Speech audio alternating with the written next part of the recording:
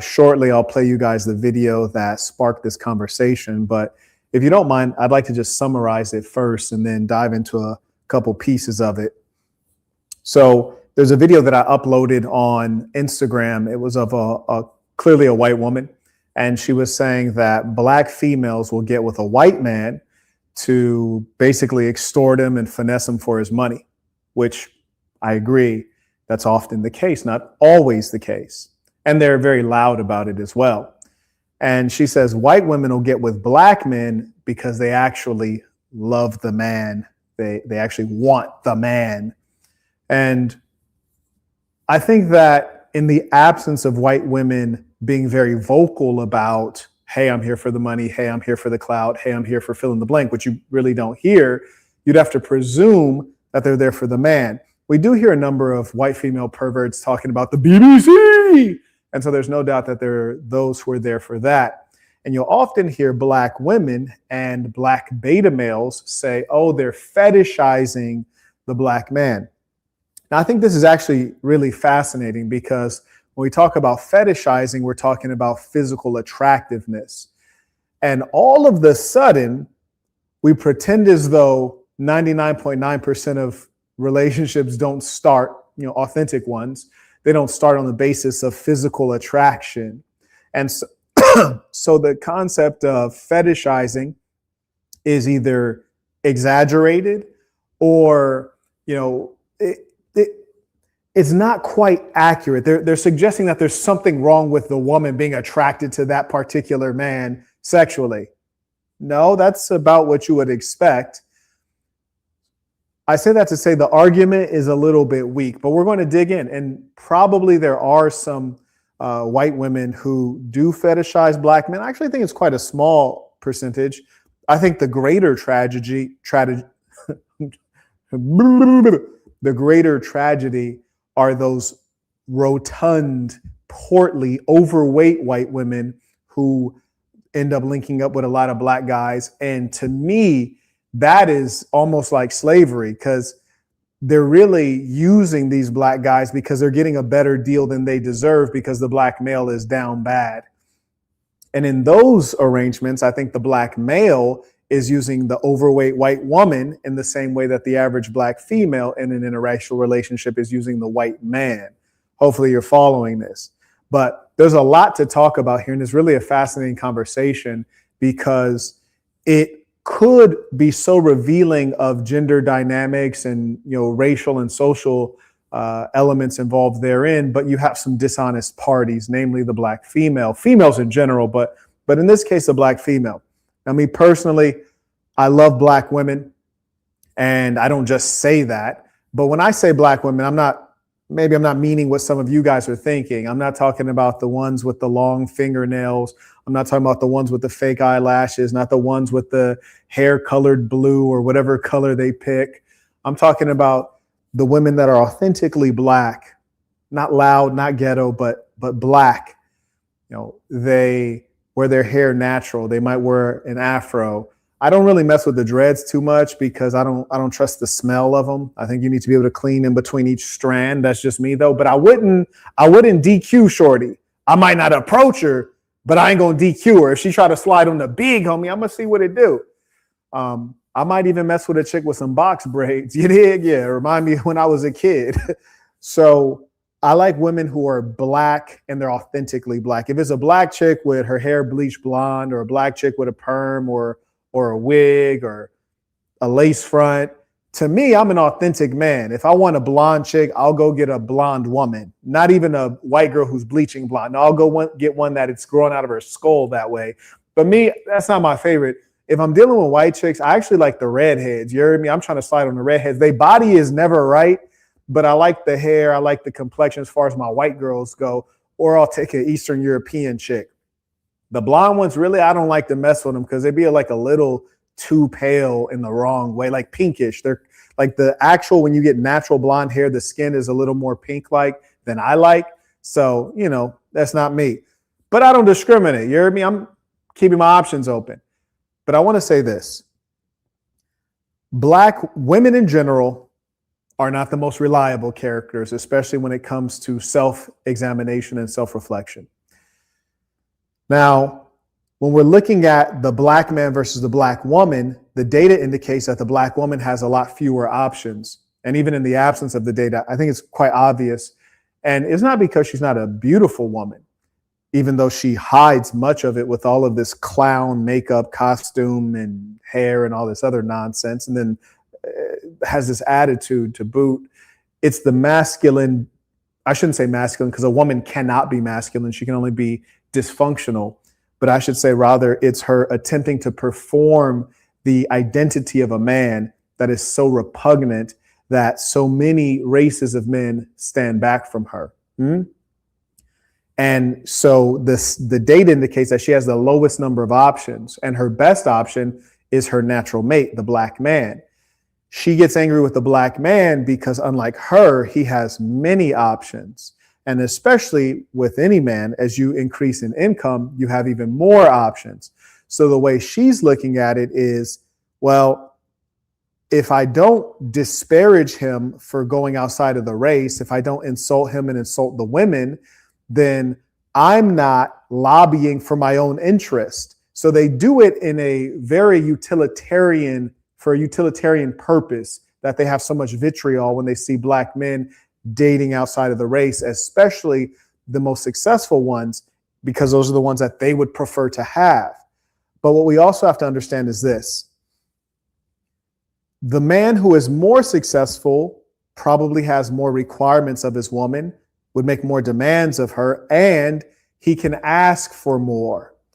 Men are fairly straightforward and simple creatures, and we want peace, we want cooperation, we want support.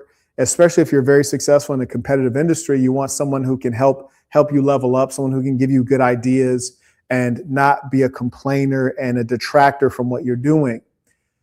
So often with the black female, they're built well, beautiful skin, full lips, nice bodies, pretty faces.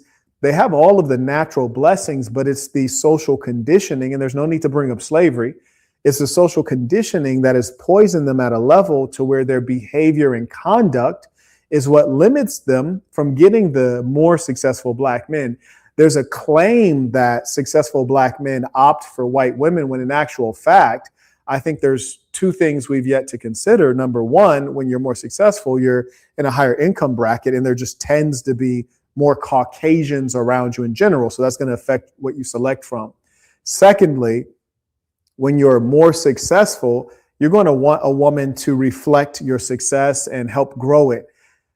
I can't tell you the last time I met a woman who has no tattoos of any race, just in general, of any race.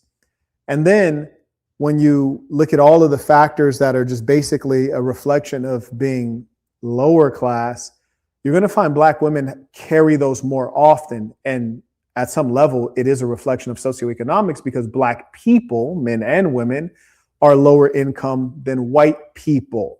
And also remember, blacks are a minority within the United States. The foundational Black American, about 10% of the population. This is also often overestimated. It's about 10%. You're a minority, and the further you go up in income, you're even more a minority. So there are many clear reasons that a black male would end up with a Caucasian.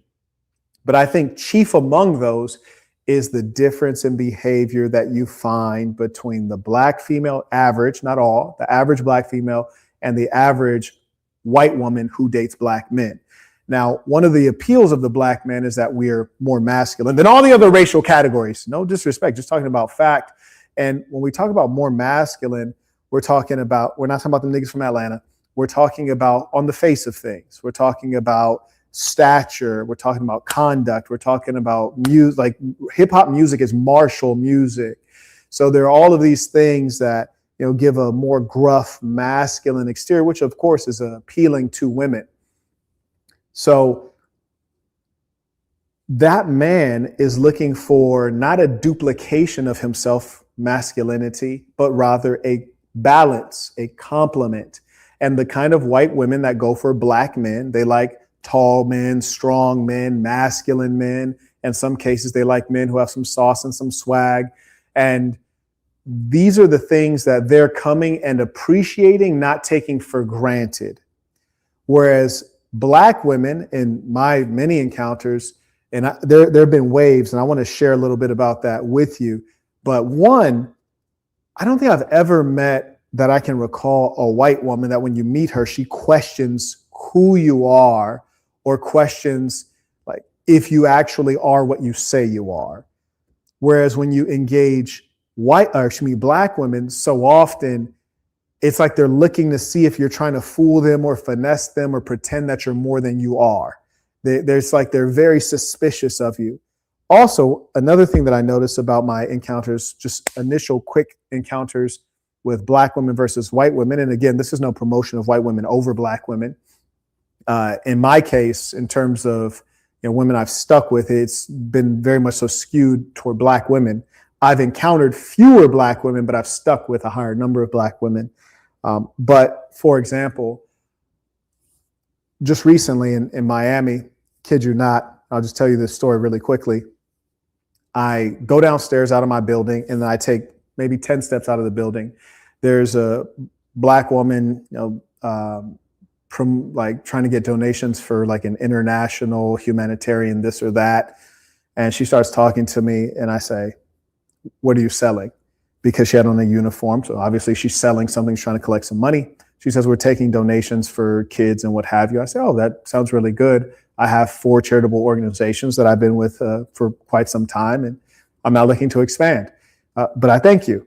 And then she says, "Oh, well, where are you going?" or something to this effect. I said, "I'm going to get a smoothie." And she says, "Oh, will you buy me a smoothie?" I was like, "Aren't you at work right now?" She was like, "Well, I can take a little bit of time off." I was like, "Okay, for sure." So here's the thing.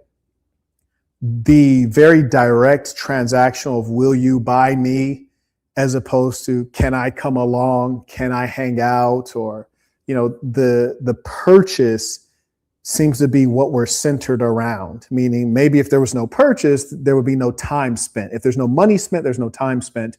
And there's just like a lack of subtlety. And also with black women, and this is a matter of class, and I have a course called Boss University, and in it, I give a lesson on etiquette. And etiquette is hugely important. It really, without you telling someone what you do for a living, your etiquette can indicate your class level, your education, your background. And black women will be very straightforward, like, "Oh, well, what do you do? Or how much do you earn? Or how much does that cost?"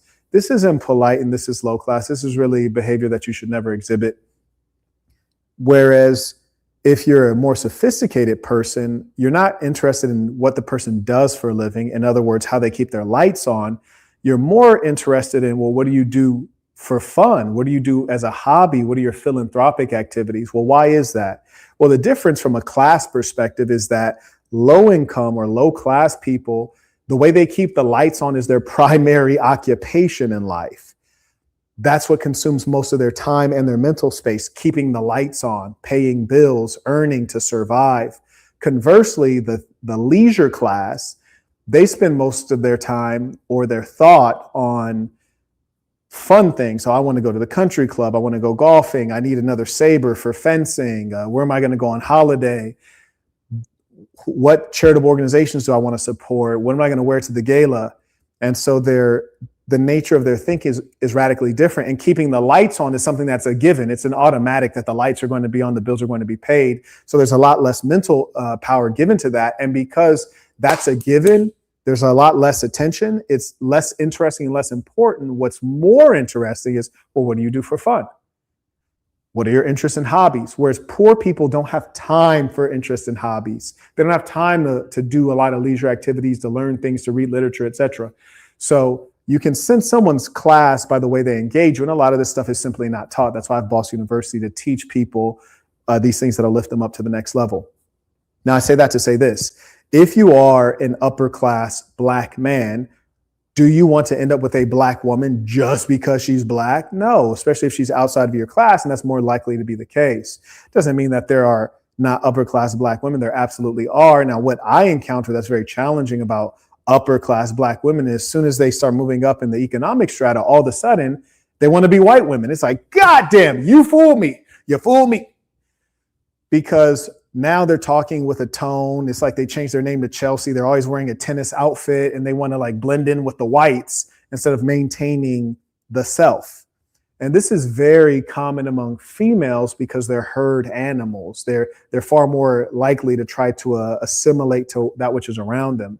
This is not to say black guys don't do the same thing, but it appears that it's more frequent that a wealthy black man can maintain his identity while being wealthy or within a white majority, whereas black females who end up in the higher income economic strata, they seem to adopt the appearance and behaviors of Caucasians. So then it's like, well, shit, why waste time with a black chick? Let's just get a white chick instead of a black chick who's acting like a white chick or trying to talk and look like a white chick.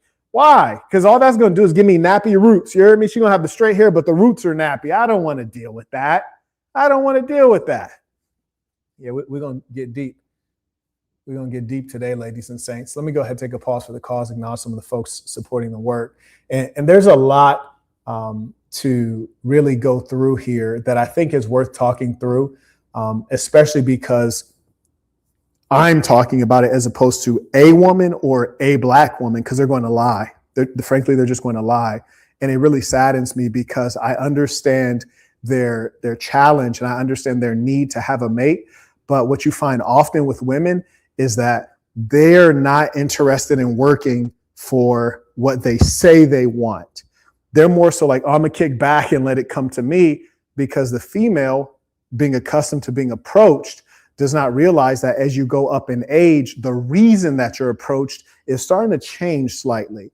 You see, if you're a woman aged 18 to 24, when guys approach you, they're like, number one, I want to smash. But if we could stick together and ride it out, dope. Let's try it out. But I for sure want to smash. But once the chick gets from 25 on up, guys are approaching you and it's like, I want to smash. And I probably am not trying to stay with you though. You know, especially as you're creeping up in that age. Like, I still want to smash, but I'm not trying to stay with you. And what the woman is not able to assess very quickly, it takes years for her to figure it out, is that every man is going to approach you because he wants to smash. That's because we're visual characters, the male and the female, but even more so the male. We all approach you because we want to smash. But when you're within a certain age range, we want to smash and retain you and impregnate you and stick with you. Men are more lovers than women are, more romantic than women are. Women are the extractors. They're the receivers of love and romance. They're actually not romantic.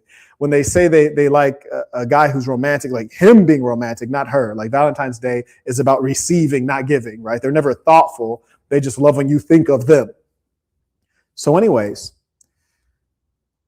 the woman is used to receiving. And then as she starts moving up in age, she's waiting for Mr. Right to show up and sweep her off her feet.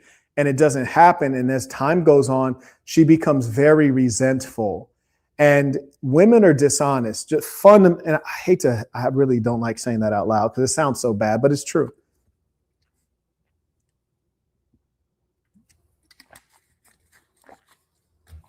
They're dishonest. I'll hear women say, I like being single. I love being single. And I'm just like, nah, sis, I just know that's not true. I just know that's not true, because there is nothing like warm about coming home to an empty house. There's nothing warm about that. Oh, do we have some mentally ill folks in the chat? And by the way, if you have an objection, feel free to come on. Send your $3 via Venmo. The Venmo's right there at the bottom of the screen. We'll let you come on and express yourself. All you have to do is turn on your camera, refrain from cursing, don't use any slurs. So women say that they're okay being alone, but it's a lie. And women are all about looking good, image, facade. That's why they have the makeup, everything fake. And the bizarre thing about women, and I'll tell you, there's a young lady I'd spoken to not terribly long ago, and I'll never forget this because it was really sad to me. I'm trying to remember how we first started engaging. I can't remember how we first started engaging, but for whatever reason, we're in contact. And then I said, hey, let's have a video chat. And she says, okay, sure. And she had messaged me during the day. I was quite busy. And then it was toward the end of the day and she messages and says, hey, I'm about to go to bed. And I said, oh, hey, let's hop on the line for 3 minutes, have a quick chat.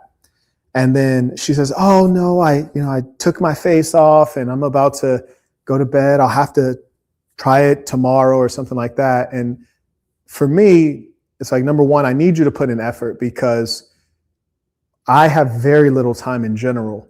You cannot have a proper relationship if both of us are busy.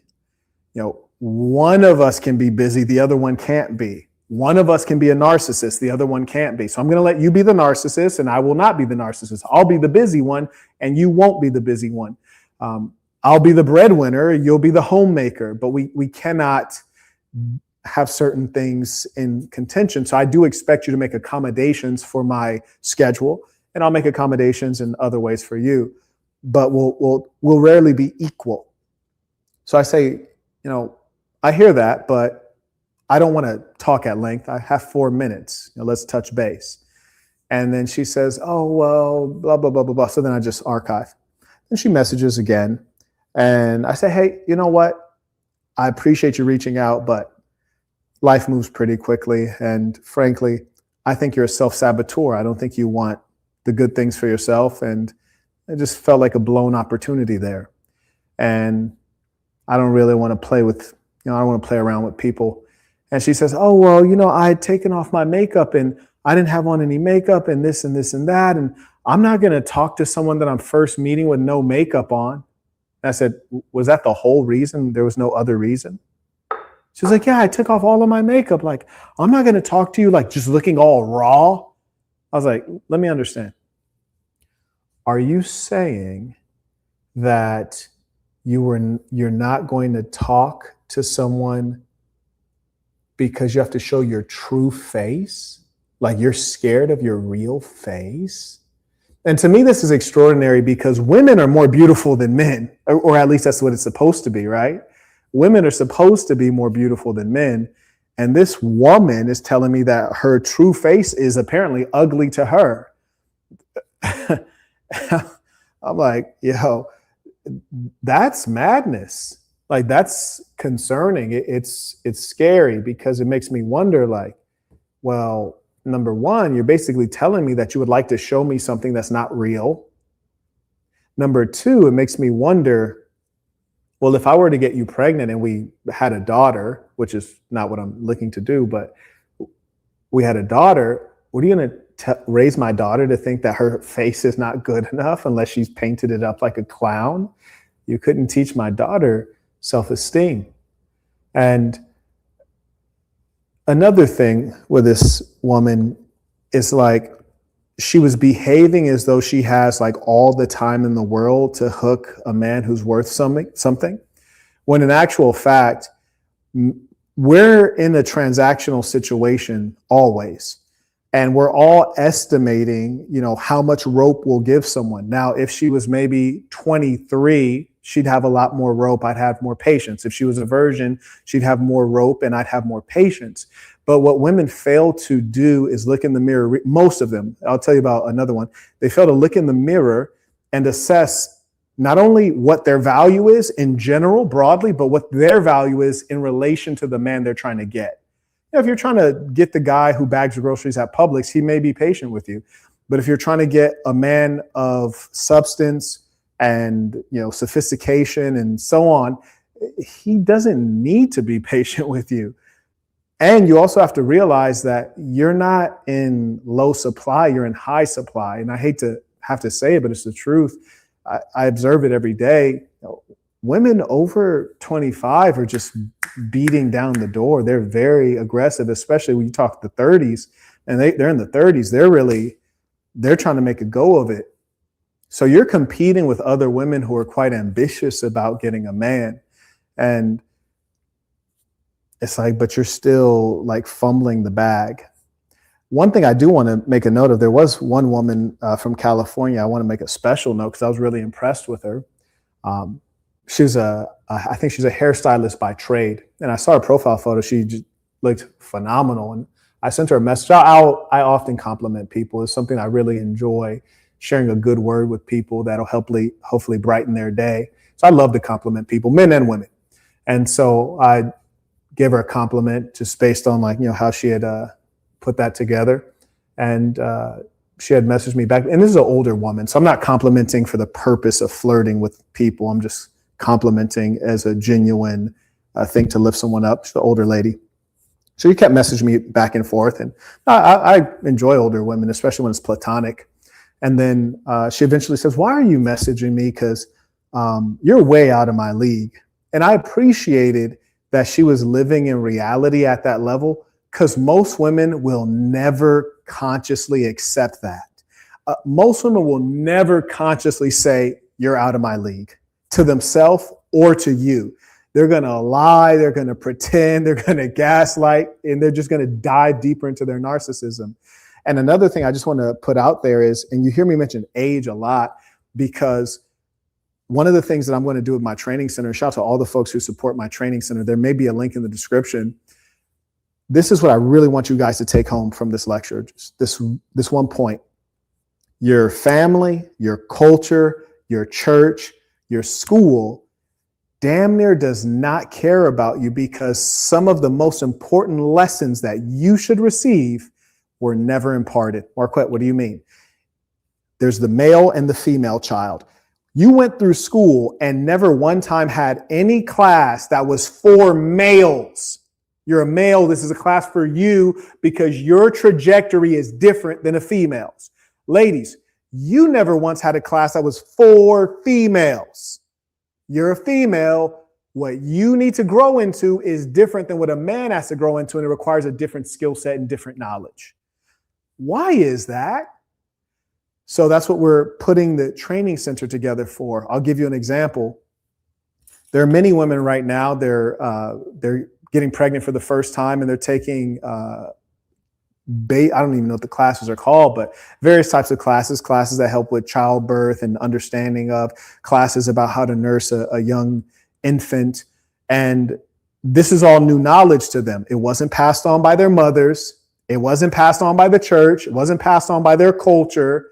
Wasn't passed on by the public schools. And you would think, well, goddamn, every woman probably should have kids. And if not every woman, most of them are going to have kids. So why was this not a course in high school?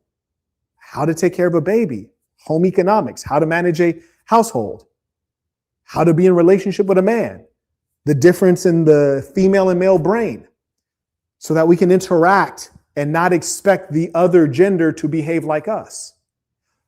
When a woman is talking to me, like I've seen people in my live chat recently. There's a Black woman in my live chat, and on my live stream, and we're having a conversation. And during the conversation, she was kind of going off of she wasn't making sense. Let's just keep it simple. She wasn't making a lot of sense. But I don't expect women to make sense in general, or to me as a man. They may make sense to each other, but sometimes they don't make sense, and that's how they are. But they'll keep talking though. You know, they're not making sense. They'll keep talking, and guys in the chat, oh, you're simping for her. No, I'm being polite because she's conducting herself as a woman. She's a feminine female. They talk a lot. That's how they are. So I got time. I'll let her keep going for a little bit. Eventually, we'll have to rein her in. And I think the reason that the weird males in the chat were astounded that I was letting her say things that don't make sense, whereas if it was a man, I'm like, hey, buddy, what are you talking about? You sound foolish. And I'd have chopped him down immediately, is because women are not for logic. Women are not they don't chart courses to they don't discover the new frontier. They're not the innovators in business. This is not what they do. They tell long stories that have no punchline and no meaningful outcome. They express themselves. They care for people. They keep people like groups together. They want to make sure that you've eaten when you show up. They double check on your safety. These are the things that they're more inclined to do. And when you don't understand the differences, you have males expecting females to speak, think, and behave like men, or you have women expecting males to think, speak, and behave like women. And this is very common because the matriarchy is dominating. Like me personally, I don't have many feelings. I maybe have like 3 feelings. Irritation every now and then. For sure, horniness every now and then. I only have two emotions. Oh, and happiness. That's it. I just cycle through those three, but mostly just through two of them. Happy or horny, the two H's. I'm just cycling between those two. That's it. Shorty got 30 emotions. You heard me? Depressed, bipolar, sad, mad, glad, ecstatic, lonely. She has a million emotions. And when women say things like, you're not emotionally available, what they really mean is, you don't match my emotions. You don't match my emotions. No, I never will. And I don't have any intention. And you shouldn't expect that. You should be thankful that I'm listening to you talk, because I don't even find it to be interesting. That's an effort. I'm making an effort to listen to the nonsense that you're saying. When in actual fact, again, we need these courses because women need to understand how to leverage other relationships in their life. For example, you'll hear chicks say things like, I want my man to be my best friend. I don't want to be your best friend. What are you thinking? I don't want to be your best friend at all. Like, how could I be your best friend? Do you like boxing? How could I be your best friend? Do you like, we don't like that many of the same things authentically. And I despise those chicks that are like, oh yeah, I like football just like one of the guys. Well, stay over there, sis, because I don't need a tomboy. I need an actual female. You heard me? Like, I need a woman who likes the things that I don't like. I need a woman who wants to go in there and cook up a meal and is staring at me when I'm eating it to wait for me to say, this is good. And then she feels like, yeah. Like, that's what I need. You heard me? Like the same feeling I get when bing, I knock somebody out and I feel like I want to stand over them triumphant. I want her to be waiting for me to taste her food so she could be like, okay, I did that. That's what I want. I don't want a chick that's over here like, oh yeah, so you want to watch the game? You know, how about those Lakers? Like, nah, shorty, don't play like that with me. Don't play like that with me. Go watch, the hell do they watch? One of them werewolf shows or some true crime, or what else do they watch? The Bridgertons. Go watch the Bridgertons. Don't be in here trying to act like you really like what I like. Nah, don't even do that. Because here's the thing. I don't even want to spend that much time with you. Mark, you don't want to spend time with your woman? I do, but I also don't. Why? That's why a lot of you guys end up divorced. You end up broken up. Familiarity breeds contempt. You're around too much. You're too accessible. Like, you guys are always playing patty cake. And this is beta male activity. Mark, what do you mean? You're saying it's a beta male just because you like your wife? Nah, Brody, I'm saying when I go in the gym and I see you exercising with your old lady, or if I go for a run and I see you're jogging with your old lady, you're halfway, you're a Skittle guzzler. To me, you're a Skittle guzzler. Mark, what do you mean? I like exercising with my woman. That's cool, bro. But how could I go for a run with my old lady when she's 5'4" and I'm 6 foot? Just my natural stride is a lot longer and faster than her. So what am I going to run slowly and mess up my workout just to stay connected? Like, no, I'm not going to do that. And she can't run fast enough to keep up. So why would I do that? So the problem is that you guys get too connected. And understand this. Real men are not about love. Like, I don't care anything about love. Love is great to have. It's phenomenal. But this is how I know the blacks are lost, because you often hear them talking about like black love. No, forget black love. We need black family. It's about family, not love. Love is nonsense. There's a lot of women I've loved, but I would never, ever, ever stay with them because they're they kind of throw it off. They have various issues. Love you, but I love you from a distance. Family and love are different things. Love is what women want to be concerned with. That's cool. But a man is a pragmatist. He should be concerned about family.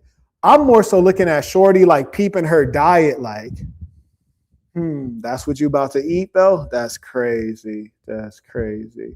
If we go out and I eat something that's like I shouldn't even be eating, but she eats it, I'm in my head, I'm calculating like, okay, so I had a slice of chocolate cake. You had a slice of chocolate cake.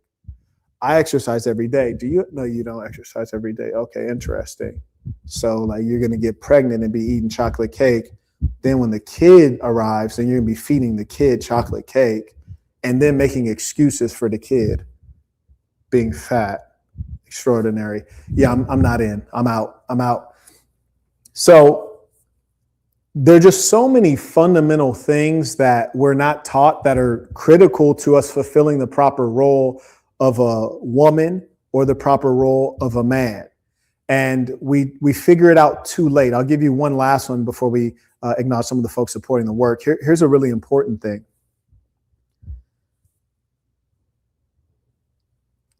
Why do women think that once they find the guy who's the right guy, then all of a sudden they're going to be able to change their life dramatically? Like, there's some women that I talk to them. Hey, what are you up to? Oh, I'm going to meet up with so-and-so. Okay. Hey, what are you up to? Oh, I'm going to the gym. I'm like, damn, it's like 10 p.m., shorty. Hey, what are you up to? Oh, I'm going to go have happy hour with so-and-so. Hey, what are you up to? Oh, I'm going here to do this. I'm going here to do that. Hey, what are you up to? Oh, I'm at work. Hey, what are you up to? It's always something. You're moving and doing this and doing that. But in her mind, when you ask her, hey, do you plan to stay at home when you have kids?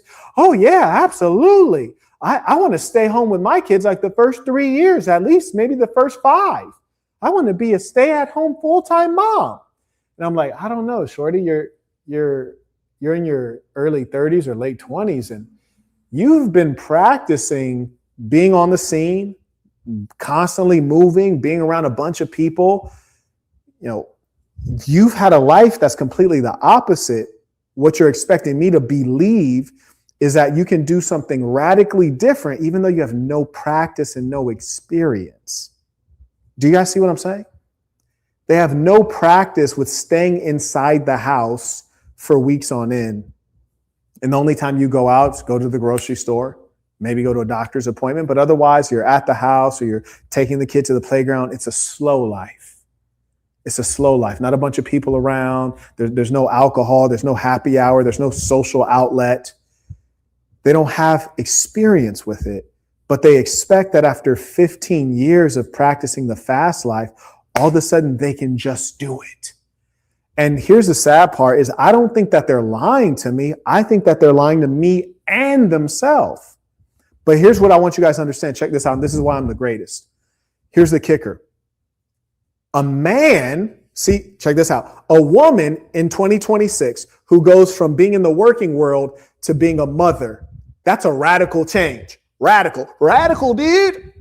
A man who goes from being in the working world to being a father, those are just centimeters of change. Marquette, what do you mean? All women tell us our whole life is they want us to be a provider. So once you get them pregnant, you continue doing what you've been doing, working a job, earning money, providing. Your life is fundamentally the same. You don't even expect to change it radically. You never even claim that, and they don't expect that of you. But the woman is supposed to engage a radical change. She's supposed to go from working every day and being out in the world and among strangers and happy hour to being a stay-at-home mom and homemaker. That's a radical change. What training did she have? What conditioning did she have for that? None. And in many cases, she didn't even watch her parents do it. Come on now. So what I'm telling you is that the man is conditioned and well practiced for what he said he would be, which is a provider. The woman has no practice for what she's saying she can be, a wife mother. Come on now. Yeah, come on now. Especially if you were a boss, if you're a man who's running a business, you've been practicing being a leader. You've been practicing setting goals. You've been practicing helping other people get where they need to be. But a woman, she's not been practicing any of the things she says she can do. Come on now. I need a live audience. I need a live studio audience. What are we talking about? Anyways, let me acknowledge some of the folks. And let me tell you ladies something too.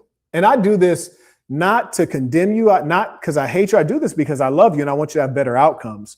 Because as I said, to come home to a lonely house or to an empty house is a terrible thing. It's just, and when I say a lonely house, an empty house, that doesn't mean that your man is out on vacation. Doesn't mean he's out working. Doesn't mean he's out at another property. A lonely house is a house when there will be no man. You don't even have the expectation of a man showing up. You might have a husband who's out at another place for business. I don't care if he's gone 2 weeks, 3 weeks, 2 months. There's a different feeling that a human being has, especially a woman, when she knows my man is coming back. I have a man and he's coming back. There's a totally different feeling a woman has when she is alone, lonely, and there is no expectation of that changing. That's an everyday state. There's a different feeling a woman has when her man might not be there, but if anything becomes an issue, she can call and daddy coming, running. There's a lack of stability and safety that a woman has to have when she knows that there's really no one you can call who's young and strong and going to come take care of whatever problem it is. That's a beautiful position to be, a woman who is kept and cared for. You call a man and he's going to come solve whatever the problem is. It's a beautiful position as a woman to where anytime you get stuck, you can just call daddy. That's a beautiful position. Now, the reason we have the training center is for the men, is so that when they call you to solve the problem, you're a problem solver. You're not a dweeb or a beta male, which is really a female, meaning that when she calls the problem, she calls and says there's a problem, and you're now a part of the problem as opposed to the solution. Men have to have a higher tolerance and ability to deal with stress, to manage others, to manage the emotions of others. Come on now. Yeah, we're going to talk about it. Yes, Lord. We're getting into it today. And honestly, I am consistently shocked at the casual, cavalier way in which women will engage men of consequence. If you're a woman and you meet a man who's really worth something, listen, you better throw yourself at him. You better throw yourself at him. Full stop. And I say that because I've been around the world. I've seen what there is in terms of men. It's not looking good, sis. You acting like you about to see a guy like that every week. No, you're not. No, you're not. And let me tell you something else, babe. It's not about looking desperate. It's about you need to put in the amount of effort to secure the big bag. If you have a big goal, you have to put in big effort. Marquette, what do you mean? A man who's worthwhile is going to take care of you for the rest of your life. He's going to take care of your kids for the rest of their life. He's going to put his life behind your life. You're looking for a lifetime security package. That's a hell of men deliver a lot. That's a hell of a deliverable. Saying, I'm going to take care of you for the rest of your life and any kid you pop out as well.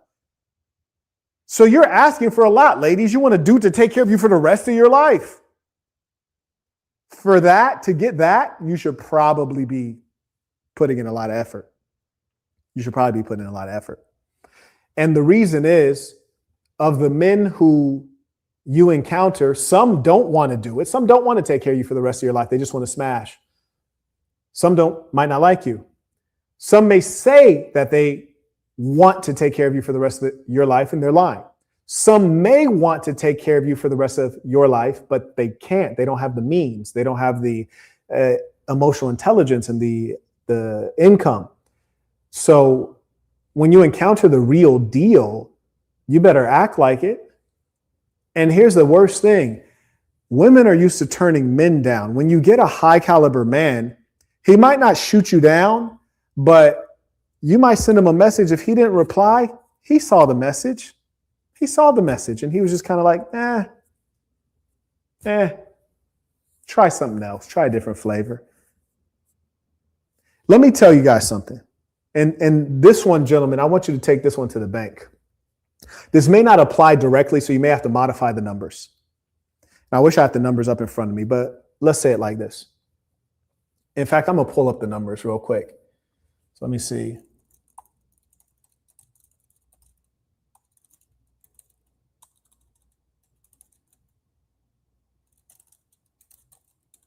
Okay, so I just did a Google query, and I asked what percentage of men in America make a certain percentage of money a year. Okay. So it's so it's 0.1%, right?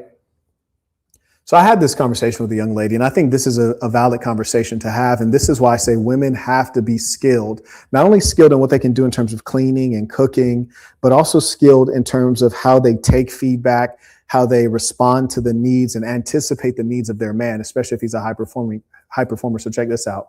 And go ahead, keep on sending in your comments, questions, highs, and tuition. We're going to get to it. Keep on sending it in so it's loaded up when I take a pause. Check this out. There was a time, and I have the good fortune of dealing with really high caliber women who are sweet, women who are beautiful, they're intelligent, they're competent, they're loving, they're genuine, they're spiritual or religious. So very blessed. But still, you always have to make sure, people are on track. So there was a breakdown I experienced, whether it was a breakdown in communication or a breakdown in something. So I asked for something and then it didn't get done.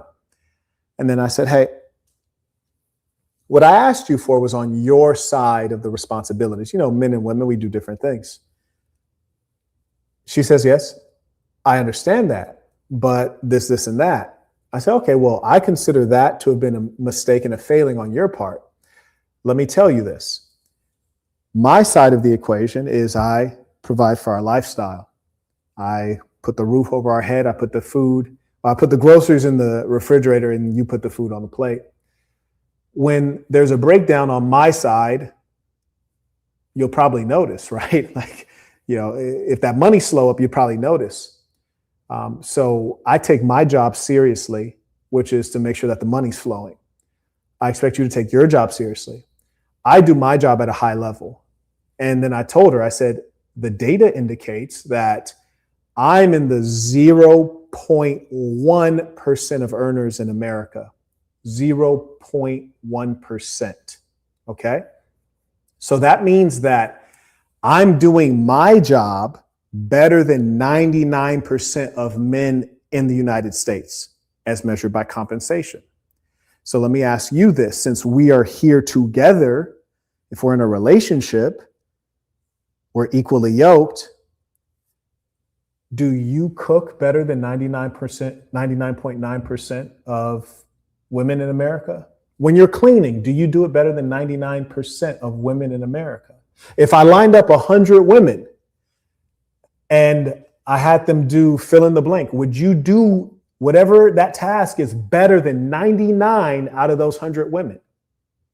Every time you do anything, you need to think of it like that, because I out-earn 99% of men. So I'm doing my job better than 99% of men. You line up 100 of them, there's only one that's on my level or higher. There's only one out of 100. So when I line up 100 women, you better make sure that there's only one that can mess with you and all the other 99 are in the dirt. So women often don't think like that. They don't want to be conscious of competition, but you need to make them conscious and let them know, like, hey, if I'm a high performer, that doesn't mean that you get to sit here in the lap of luxury and get Louis bags and all that. No, that's TV. That's social media. That's not how this works. What you should be thinking is, if my man is in the 1% of earners, I need to be in the 1% of women. We need to be in the 1% of families. How do I hold it up on my side? How do I increase our family name? How do I get us into the 0.5? But most importantly, how do I outperform 99% of women every day that I walk this earth for my man? Come on now. See, because the thing is, men, we get measured up a lot. We get measured up a lot. A chick won't hesitate to call you broke. A chick will call you broke when you're not broke. Isn't that crazy? A chick will call you broke when you're not broke. We get measured, assessed, and judged all the time. But women, not enough. And so what happens is, a woman, she's been pretty her whole life, and then she starts encountering a boss who's not a trick, and then he's asking her, like, and not rudely, I'm not coming at you like, well, what do you bring to the table? No, I'm just observing you. Because here, check this out. If you come into my home as a woman and I have dirty dishes and I'm doing all these different things around the house and you're at idle for more than 20 minutes, I expect to come back and either the dishes are clean or your sleeves is getting rolled up. Why? Is that because I can't wash my own dishes? Is that because I can't hire somebody? No, it's because I expect that your womanly instinct finds that that's something that you can do to contribute. And beyond contributing, I expect those dishes in there to bother you the same way it bothers my mother. I expect those dirty dishes to bother you the same way it bothers a good woman. You hear me? Come on now. Yes. I expect those dirty dishes to be cleaned up. Why? Because they're there and you're a woman. That's why. Come on now. Come on. And you'll hear promiscuous women will say things like, I don't live at your house. I'm not your maid. Fill in the blank with something foolish. But the truth is this. Only a promiscuous woman thinks like that. Because a woman who's not promiscuous, she's not dealing with a bunch of guys. So the guy that she is dealing with, she's interested in, she cares about. Hello. The guy that she is dealing with, she wants to, make sure things work out because she's still hopeful and optimistic. So she's really putting in the full effort. And for women who are like, well, why do guys care about body count? Because the more bodies you got, the more likely you're going to sit on my couch and leave those dirty dishes. The fewer bodies you have, the more likely you're going to get up and try to clean those dishes because you're thinking, I really want this to work out. And you have every idea that it would work out because you've not been in a relationship where it didn't work out. You're new to it. You're overly optimistic. And that's what men appreciate. Come on now. Come on, man. Yeah. It's those women that's been through too much. They always got a story of, how guys ain't SHIT, and they know from experience. They're not making it up. They know from experience. But here's the kicker. A woman will start dealing with you and she has all these past dudes in her head and she's assessing you, judging you, and fearful of you based on all these past dudes. Come on now. Now let me get racial with it. Now, one of the things with my black chicks, because they're generally dating guys who are lower income, because black guys are lower income. And you see, black men probably are not getting mad when I say that because they're fine with the facts. They're like, hey, if it applies, it applies. And if it doesn't, let it fly. You say anything about black women, they're like, they get crazy with it. So with black women, I'm anxious dealing with them because I know they probably dealt with some dirtball black dude. And now I have to deal with his baggage that he left. You heard me? I have to deal with the fact that she's dealing with some dirtball Pookie or Ray Ray, and he did some ill-advised stuff, and now she's suspicious of me, whereas I'm completely the opposite. Like Pookie and Ray Ray done been to jail 4-5 times, got jail tats, and he's low-key a criminal. He done finessed her out of her tax return and all this extra stuff, never gives her any value back, right? Now she looking at me with suspicion. She doesn't want to pay for anything because she thinks that I'm trying to finesse her or scam her, when really it's like, if you pay for something for me, that's not me getting over on you because I don't need your money. Your money really is peanuts. If you pay for something for me, I just look at it as, okay, she's showing me that she wants to come to the table and make an offering. She wants to come to the table and earn her seat. Because it's very easy to get a free ride in a fancy car. It's effortless to go out on a date and get free food. When a woman reaches in her purse, it tells you something. When a woman shows up and makes a contribution, it tells you something about her. Come on now. You see, a lot of you guys, unfortunately, you ain't even had a chance to meet a woman that has a soul. You've never met a woman that has a soul. Now, I remember I was in Romania. And I was dealing with a young lady there, some fresh water. You dig? I was dealing with some fresh water over. Now, she was definitely crazy. There's no doubt about that. I was dealing with some fresh water. And there was some holiday in Romania. Baby girl then showed up with pots and pans and bags. And I'm like, yo, what is that? She was like, oh, my family had a holiday celebration and it's a Romanian thing. And so I wanted to bring you some so you could taste Romanian food. And my grandma was saying you should taste everything just so you kind of know what we eat here. And so I just brought a little bit of everything. And Shorty got so much damn food. I'm like, yo, this is crazy. And not only is she unpacking the food, Shorty's unpacking utensils and plates and the whole nine. She was like, I wasn't sure if your Airbnb had everything that we need, so I just brought everything. And I'm over here like, God damn. Then the next day, she was like, hey, I want you to meet my dad. I was like, all right, for sure. I'm thinking she means like in a month or two, like next trip or something. She's like, hey, I want you to meet my dad. I was like, all right, for sure. She was like, okay, great. 3:00, he'll be around. Can we do 3:00? I was like, I guess so. Now, mind you, here's the kicker. Her dad speaks no English at all. So we're out in Iași, the second largest city in Romania. So we're out in Iași. We get some gelato, and we're about to meet up with her dad. I was like, hey, what flavor he messed with? Okay, yeah. Give me one of them in a cone. Yeah. So we get the boss some gelato. We see him, and I shake his hand. I say my name. He says his name. We walk in silence. We just eat ice cream. Then eventually he's like, hey, nice to meet you. Not in English. And then he goes on. Well, Marquette, why did she want you to meet her dad?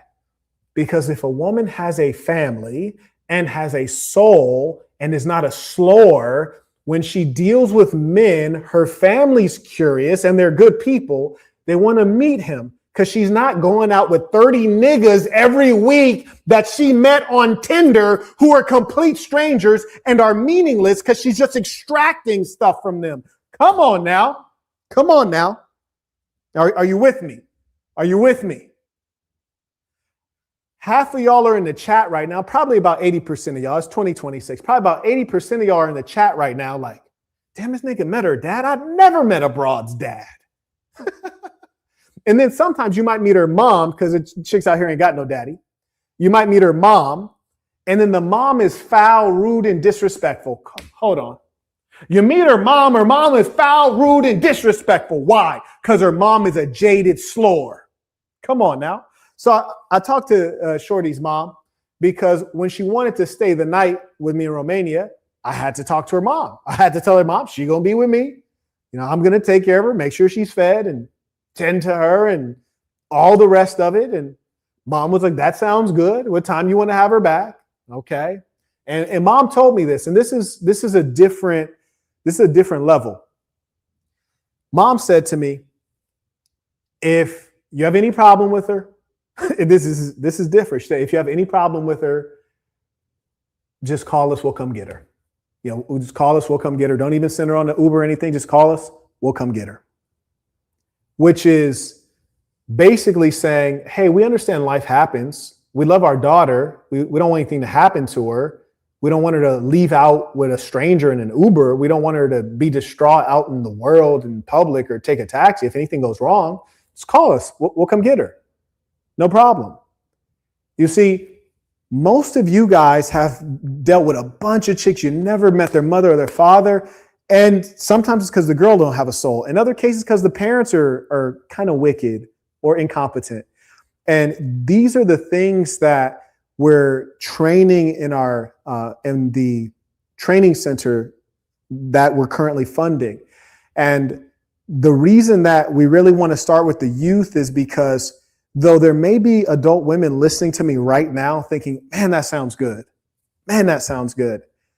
It's one of those things where yes, it does sound good, and it is in fact good, but they may not be able to practice it. They may not be able to execute on it. So I always tell people, there's levels to this. Like, they're the saints. They're the people who really do the good behaviors. Then there's people who know what is right. They comprehend, but they can't do it. They know it's wrong to drink alcohol. They know it's wrong to, do fill in the blank, but they can't do what's right. And then there's the wicked, the people who don't care. Your Sexy Red, your Cardi B's, your Jeffrey Epstein's, your Donald Trump's, those characters. So one thing we know is best is in teaching the youth, we are planting seeds that will benefit everyone. It's a beautiful thing when we can teach a young female what her life trajectory is and make sure she's prepared for it. Teach a young man what the expectations of the world are on him. Hey, people will judge you. They will assess you. They will measure you. They will criticize you. They will expect you to provide. Being broke is not an option. and let me teach you how to get your bag together. Let me teach you how to be disciplined. Let me raise you up from a child, waking up early, knowing that you have to set a goal for every single day. Let me teach you how to cope with anger, depression, and all of these different emotions. And let me teach you how to help your woman cope with her different feelings. And let me teach you what reasonable expectations are of a woman. So, with the women, I encounter so many of them, they come to me broken. And frankly, most of them stay broken. There are women who right now, perfectly good women, they're dating guys who are broke. And the guy's not broke because he can't get a job. He's broke because he won't get a job. There's perfectly good women that are with a man who has been working on something, trying to figure it out. Well, look, sis, there has to be a time limit on that. I'm an entrepreneur. I know about not being able to make ends meet. I know about, going broke, maxing out cards, trying to make a dream happen, but there still has to be a time limit, and every guy can't pull it off. And as a woman, we have to teach them when they're coming up, the females, we have to teach them, how do you assess what a real man is? How do you assess if a man knows how to manage his finances? How do you refrain from being a financial burden on a man? Come on now. And that's another problem with these chicks that have too much experience. Now imagine a chick is dealing with bosses, custom dresses and, all these gifts. She used to living in a big house. They don't ever have to share bathrooms. You heard me? You got his and her sinks. We talking his and her bathrooms, his and her bedrooms. Like, life is different. Then she ends up dealing with an everyday guy. That's going to be a burden to that everyday guy, because she forgot what it feels like to have to think before you buy. She forgot what it feels like to have to, plan out expenses as opposed to just pay for it. A woman with experience is not a good thing. It's a bad thing. A man with experience is a great thing. So we want our females to be raised up so they can be very efficient in getting into a relationship. That's the best thing for them. We want our young men to be raised up and understand the real world and be able to operate in it. Anyways, let me acknowledge some of the folks. I got a lot of game coming for you guys. Shout out to Carla supporting the work using the Stripe link. Appreciate you. Shout out to the Lady Saints. I also acknowledge Nathaniel, who just became a member on School. May I also acknowledge Mr. Tabbitt, as well as Mr. Brooks, Mr. Malone, and Frank supporting the work using the Stripe link. We appreciate you. Shout out to Ernest, the very first person to come in supporting the work. And may I also acknowledge, turn this AC on. I have to get that AC connected to my cell. May I also acknowledge Constantine came in with tuition via Venmo. Shout out to Ramon, writes, tuition, the game is just too good. Peace of Saints, I'm trying to tell you. Shout out to Michael, who writes, peace of the Saints, we need this insight. Keep it up, sir. We appreciate all you do. Thank you. I appreciate you. Shout out to Emmanuel, writes, peace of the Saints, came in via Venmo. Shout out to Matthew, asked a question on wisdom. I think I already answered that one. Shout out to Carter, he writes, heavy game in this one. You dig. I also acknowledge Jermaine. He writes, the game is heavy. It's crazy to lock down a wealthy Black woman, even being a Black man with a career and money. Oh yeah, absolutely. Also, and there's not that many of them, frankly. Shout out to James. He writes, Sneeko got knocked out on live stream in NYC viral. Oh, you know what? I do need to react to that. That's curious. Shout out to Johnny, writes tuition via Venmo. Also acknowledge Joel, writes tuition. That's not the first time Sneeko been socked out, though. Jalen writes, what are some fundamental things that are critical for men and women fulfilling their respective roles?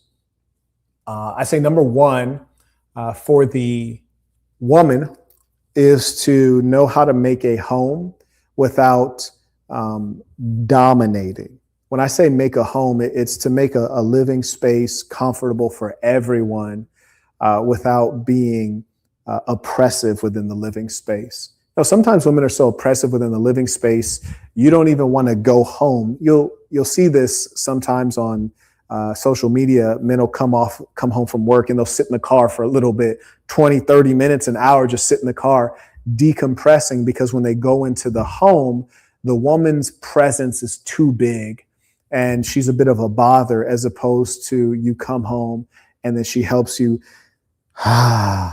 And you know, in home economics, this used to be a course when America was a little bit more decent of a place. It would be a course in high school, and home ec was a course for women. And it would teach you up until the 1950s that when your man comes home, you ask him what his day was like, and you listen, and you don't make him too concerned with the trivial things that occurred in your day. And the important thing for this to work, because women are about expressing, you have to have girlfriends, you have to have a family, a sister, an aunt, cousins that you can engage in womanly conversations with. The problem is that our society is so destroyed and so much is broken that women try to engage men in womanly conversations, gossip, negativity, and they're kind of prone to gossip. And I really don't like when they engage me in gossip. It is a turnoff. So I always try to say, and remember this cue phrase, which is say, what's the good news? You ask her, what's the good news? And then shut the conversation down. And maybe she'll talk about those things not at all or with her girlfriends. But yeah, those are critical pieces. He writes, also, I plan to have 2 wives. How do I get my first? Well, getting your first wife is the simple part, but the key is the characteristics of your first wife. The more logical and rational and truly loving that she is, and just an open person, like less jealous, more understanding. And most of all, the most important trait with your first wife is that she has to really love and believe in you. And, every man should be a king in his home. And if your woman really views you as a king, she'll allow you to have what is fit for a king. So many women say that they love a man, but they don't. They love what he provides. They love themselves. They don't love the man. When you love the man at a level, if he wants a second wife, the woman's going to try to figure out how can she want a second wife for him. It's like on your birthday, they're supposed to get you what you want, right? And a woman who really loves you wants you to feel like it's your birthday every day. So with that first wife, you really need to look out for those characteristics, and fundamentally that she understands what a male is, the true nature of a male, not what they want the nature to be, but what it actually is. There's a young lady, Black woman. I think she was probably in her mid 30s, just from the feeling I got. She came on my live stream the other day, and she said something that I thought was fairly ludicrous.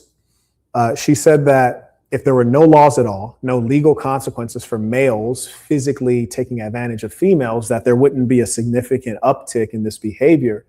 And I was like, oh, yeah, you don't understand males. I'm sorry, love, you don't understand males. That's not the real world.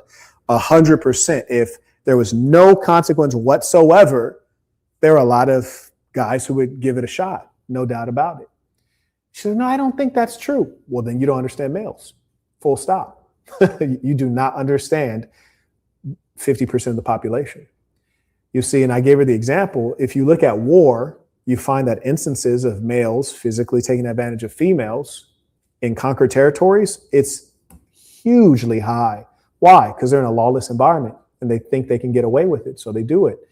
That's just the truth of the world that we're in, and at some level, male nature. And women often project, they would never think of physically taking advantage because they can't.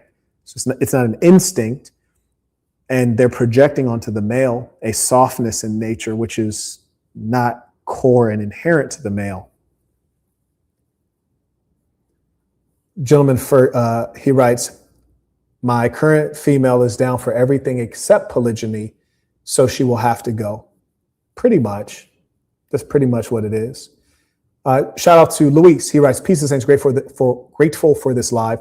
Would you say a North Indian woman who was raised in Toronto or a Mexican woman raised in Guadalajara, both want to be the main girl spot, Sass in Los Angeles? Listen, both can be the main spot. Both can be. Work it out. Shout out to Power Play Solutions, writes, tuition, Seattle Saints, drip trip is driving the women crazy. Peace to the Saints. Shout out to the Saints who are on the drip trip. They got some gorgeous suits. And yeah, suits are going to do it because suits signal status and position and wealth. Shout out to Patrick supporting the work. Now, also acknowledge Saul came in supporting via PayPal. Appreciate you. Shout out to Melvin came in via Venmo, writes tuition. Shout out to Caleb, writes, peace to the Saints. I went through this with a young woman this past year. Met her mom, dad, friends. Seemed like she was trying to parade me around her whole family and friends. It'd be like that. And the key is for it to be for the right reasons, you know. That is the key, is it should be for the right reasons. And you can only hope that the people around her, especially the women, are civilized. Often they're not. They're negative, and you know that's just something you have to endure. There was a young lady I was dealing with, great attitude on her, like really, and this is an important story to tell for the women and the men. Really good attitude on her. There's only one complaint I'd ever have about her in terms of actually related to her and her conduct. Only one complaint I would ever have. Because if I say I'm going to do something, or I want you to do something, I really want it done, or I at least want you to offer it.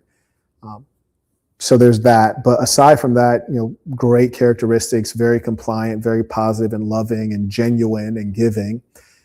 But she had colleagues at her job that would just big haters, super haters, which is fine. You know, when you have success, you're going to have haters. Anyways, I was out with the young lady on holiday quite some time ago. And she was telling me with what her like hater colleagues were saying.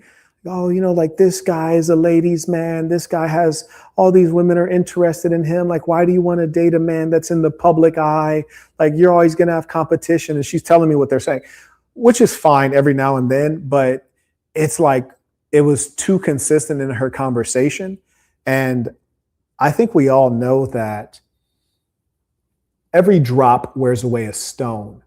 And what I'm not going to do is I'm never going to have my assets at risk. And so I'm always going to make sure that I utilize every strategy possible to protect my assets. And if I have an asset that is at risk and I can't maintain it, I'm gonna let go of it.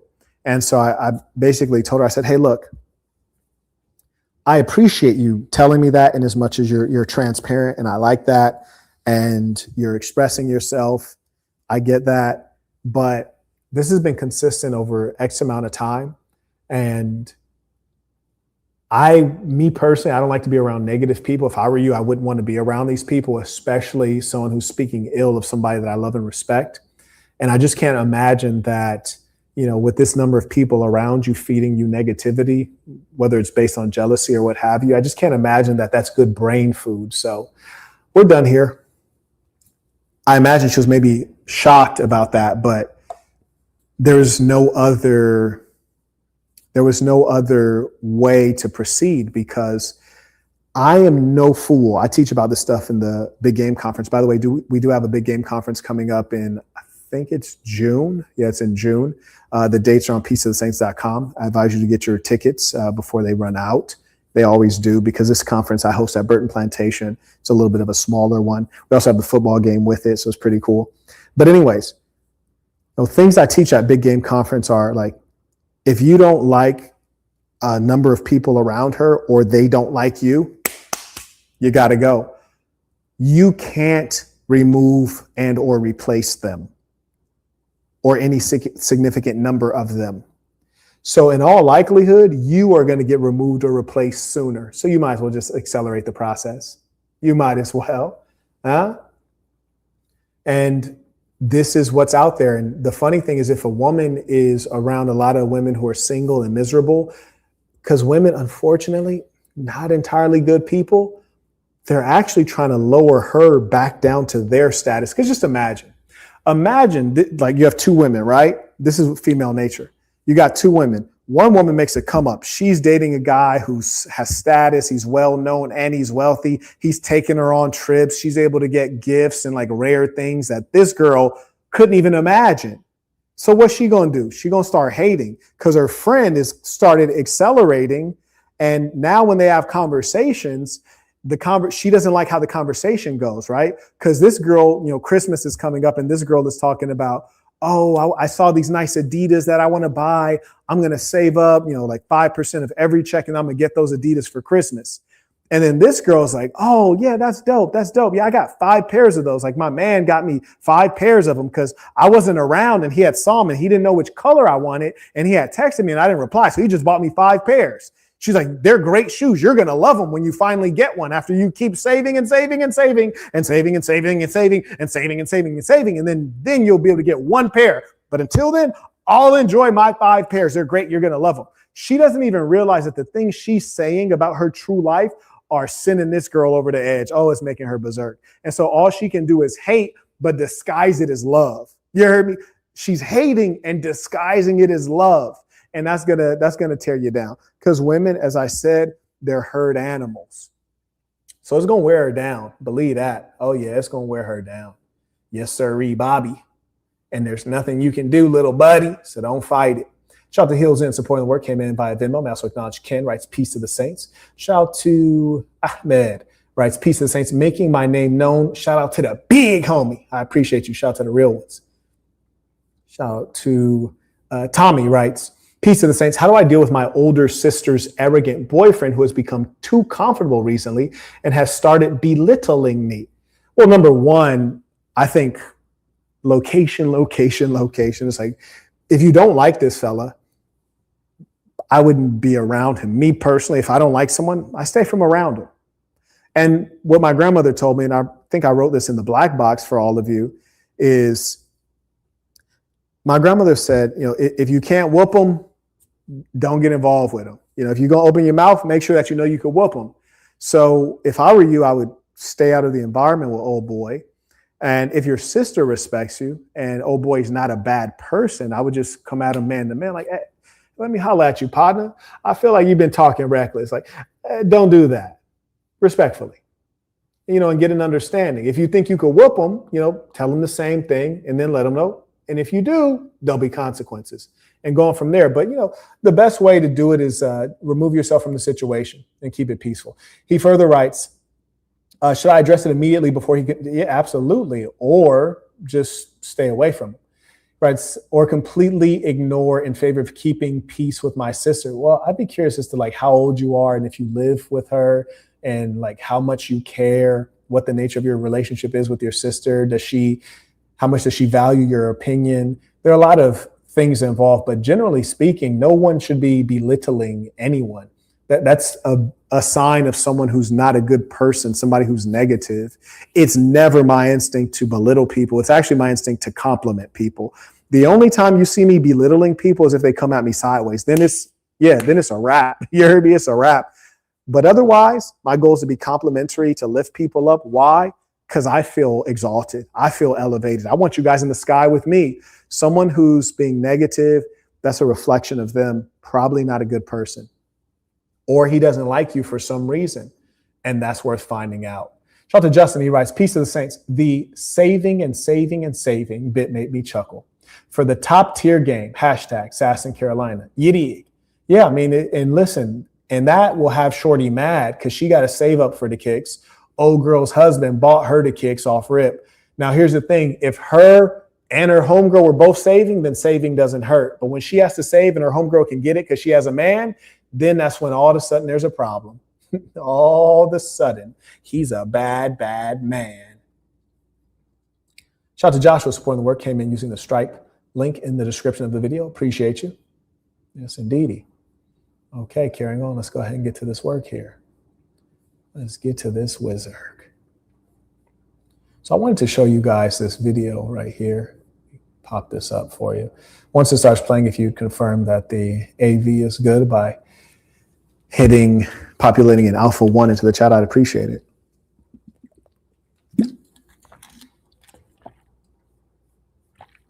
Here we go.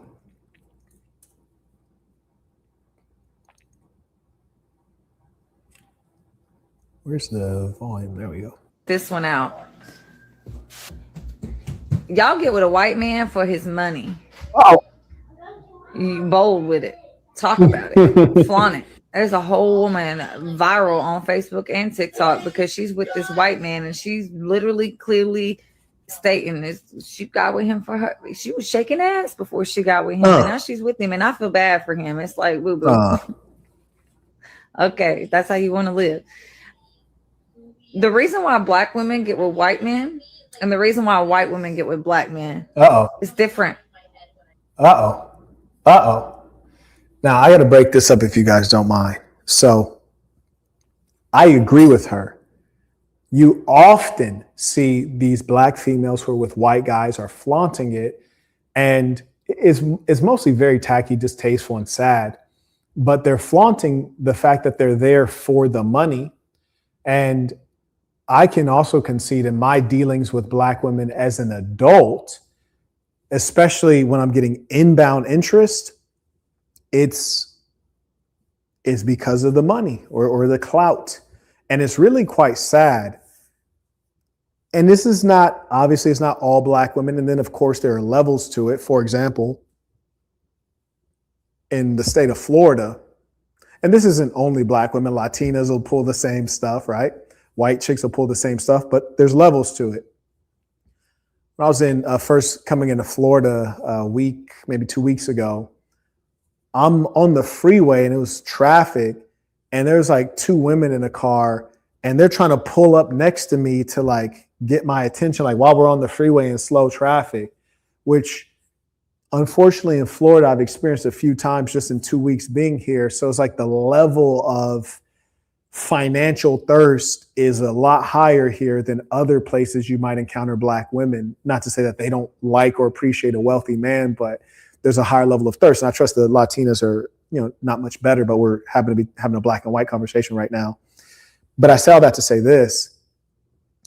Part of it, we have to acknowledge that it's not necessarily because the woman is black or even because of black American culture, but it is a direct function of economics. Black females are of the poorest females in the United States. So, of course, you're going to expect them to utilize strategies that lift them out of their perceived poverty. Same thing is true in the developing world, right? That's why passport bros can go to Colombia or the Philippines or Brazil or La República Dominicana and get a bad chick. Well, it's a function of economics. These women are gold diggers too, and they're just trying to get the guy who has not only perhaps more money than their countrymen, but also has access to the big bank, which is the land of opportunity, the United States. So women are always using economic strategies, but there's just higher, there's more weight and more need, in certain contexts. In the third world, there's more need. So you have even more attractive women are willing to go for guys who are even less appealing if they're American, if they come from a developed country, if they have more money than the other guys that live in that third world country. And in the United States, black women are the lowest income and perceive themselves to be in great need. Now, the funny thing about black chicks who are broke is they'll call dudes broke while they're broke. It's just extraordinary. It's like a woman never believes that she is broke. Women don't believe that a broke woman is a concept. And at some level, it makes sense in as much as they do have an ATM between their legs. They have an actual ATM between their legs. So they never believe that they're actually broke, but they'll call a dude broke in a second. It's really insane. But this is one of the things, in fact, I say this is the most critical thing that must be healed in the black culture, which is a very lower class culture. And the heroes of the culture are very lower class. Your Sexy Reds, your Suki Hanas, your Nicki Minaj, your Cardi B. These women probably should receive capital punishment for the poisons that they're reinforcing in the society. And it's not only these women that are guilty. You also have a number of rappers that are guilty because these characters will make songs and talk about what they're buying the chick and getting her a bag and paying her rent. I mean, that's the most insane concept on earth, is paying a woman's rent. It's like, why would you do that? I don't understand at any level, except that you're a beta male peon. And for those of you who are watching and wondering, can you be rich and be a beta male? Absolutely. Most of them are. Most men are beta males, but definitely the rich guys, because there's a good number of guys who went and got the money so they could get some honey. Come on now. They got the money just so they could get the honey. They didn't get the money because they love to hustle. Me, I love to hustle. I love to hustle. That's why when chicks ask me, like if a chick ever hits me up on DM and she's like, what do you enjoy doing? Making products, serving the marketplace. That's what I enjoy doing. Yes, indeed. I like putting out products that people use. Like Wisdom, for example, I got a couple of messages pending on Wisdom. It's a phenomenal platform where people can make money, can change people's lives. I love the fact that I can put money in other people's pocket. And I even more love the fact that I've created a communications platform that I think is where the future is heading in terms of transactional communication. But it's a product that many people get to use. I love creating products and adding value to the marketplace. I just love to hustle. I love to hustle. I don't love what the money can get me. I actually love the process of hustling. There's not many people like that. You know, if you have that wiring as a man, you're blessed. You're truly blessed. If you're a woman and you can get a man who has that wiring, you're truly blessed because you'll never be broke. That man could lose a job. Oh, you're going to be back on, baby. Give it a couple months. You're going to be all right. Believe that. You dig? Yes, indeed. Let me acknowledge some of the folks who came in using the super chat feature. He writes, could you collaborate with Game God Goldie? Could I? I suppose I could. Shout out to Chemical, came in supporting the work. I also acknowledge Native writes, been listening to the shadows for a while. Great work. Oh, listening in the shadows. I'm tripping. Appreciate you. Thank you for standing up, making your name known. I am Blake the Realtor. Okay, appreciate you. Just came in supporting. And if you guys have any major players that you want me to collaborate with, reach out to them, set it up. We get it done. But don't play any games. Don't reach out to people who are new in the game, who don't have real followings. That wouldn't be a great use of time. But, if somebody want to chop up some real game, absolutely. Let's get it. Now back to this white woman. This white woman. We get with men to love them. Uh-oh. And we help build them. Oh, Y'all get with white men to take from them and have a success that you never earned. Yeah, I'm going to need some replies to this one. Look here, sis. I got to speak up on this. Now, here's the thing. I feel really well positioned to comment on this. I did not comment on it because I really didn't want to. I didn't want to sway anyone's perspective. I just wanted to hear from the audience. But I am fortunate enough to have been at a crossroads where I've had my fair share of white women, my fair share of black women. And I guess I can weigh in on this. I do want to look at some of the comments too.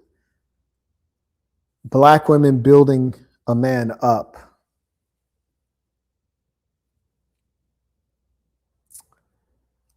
It's happened before. You know what? As I think about it, I've had my fair share of lazy white ones and my fair share of lazy black ones. I've had my fair share of productive white ones and productive black ones.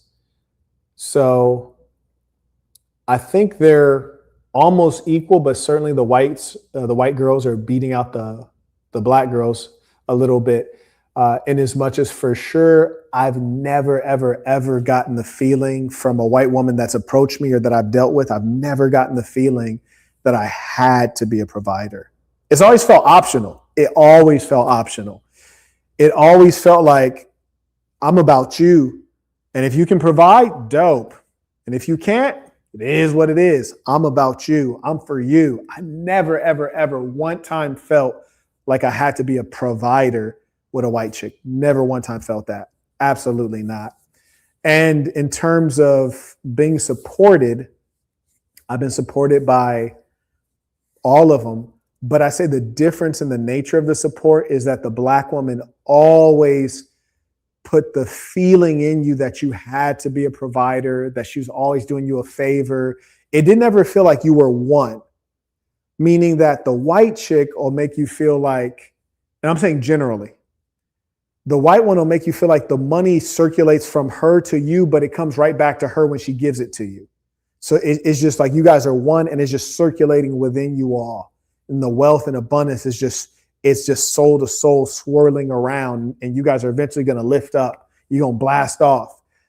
The black chicks, it's like it was a very painful thing for them to take $1 out of their pocket and turn it over to you. Like, oh, it hurt. Like every bit of it hurt. Like they were getting multiple sclerosis just having to hand over $1 to you. It just seemed like everything in their black soul did not want that to happen. But that's not every black woman. I'm just saying on the extreme side, like meaning like the lowest quality black chick and the lowest quality white chick. The lowest quality black chick was unfortunately lower. But in terms of the high quality white chick and the high quality black chick, they were about the same, except the black chick was maybe, I'd say, a little higher. And I'm saying black, but she's really Afro-Latina. If I'm being honest with you, if I'm keeping it a bean with you, she's Afro-Latina. So she identifies as black, but she's a little on the paler side. Definitely thick. That was probably the black side. But yeah, so if you just had to go based on merit and you had never heard of, any of this black empowerment stuff, if you're just going solely based on merit and you just want the best deal for you as an individual, and you had to reach into a bag with your eyes closed and there's a white box, or you have to reach into a box, not a bag. There's a white box and a black box. You have to reach in with your eyes closed and pull out something that's going to benefit you the most, and you have no allegiance to race or anything like that. You're probably going to want to reach in that white box. You probably are. Now, that is not to drag black women through the dirt. That is to say, you must do better.